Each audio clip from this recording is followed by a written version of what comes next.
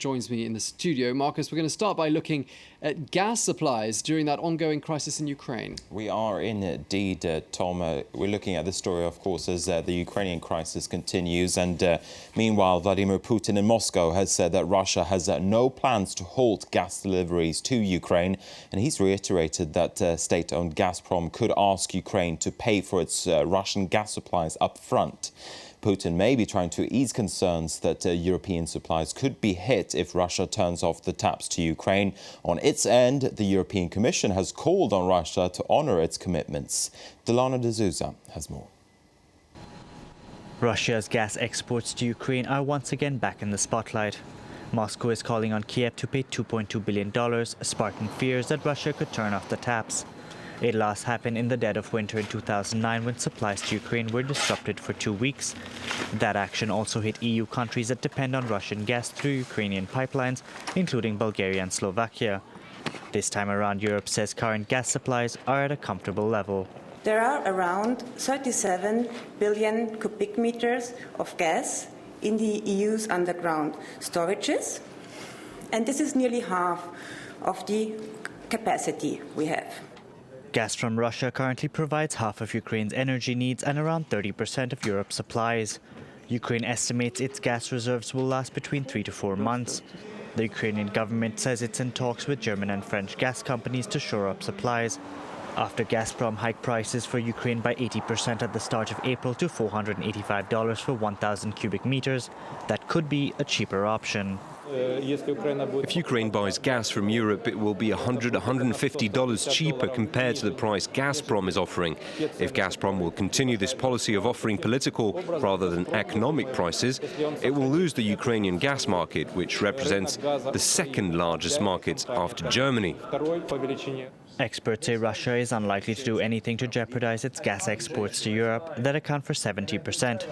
Just in case it does, the EU stands ready.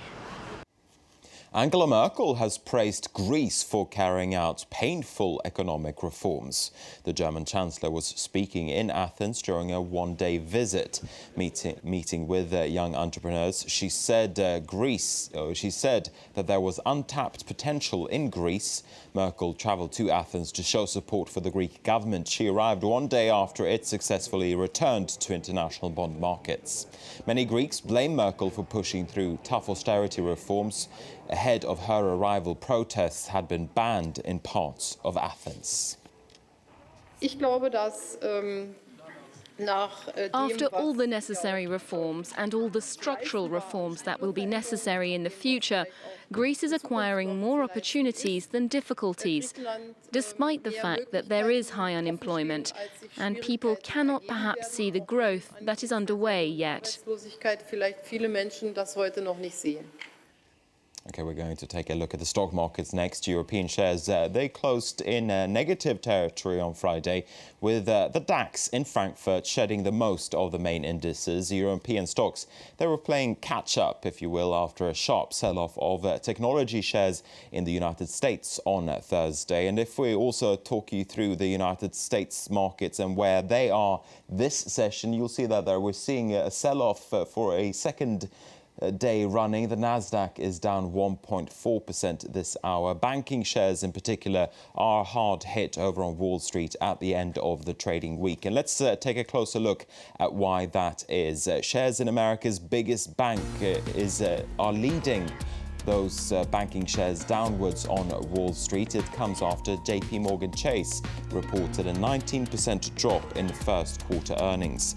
The bank posted a profit just shy of $5.3 billion for the January to March period, below expectations. The bottom line was hit by lower revenues from bond, currency and commodities trading. Now, the story is different at JP Morgan's rival, Wells Fargo. Its first quarter earnings surged 14% to $5.6 billion. The bottom line was boosted as the lender said it's losing less money from mortgages turning sour. Shares in Wells Fargo, which is America's biggest mortgage lender, have been trading higher on Wall Street. And that is the business news for now. I'm going to hand it back to you, Tom. Thank you very much indeed, Marcus Carlson. It's time now for a check of what's going on in cyberspace. Web News is next.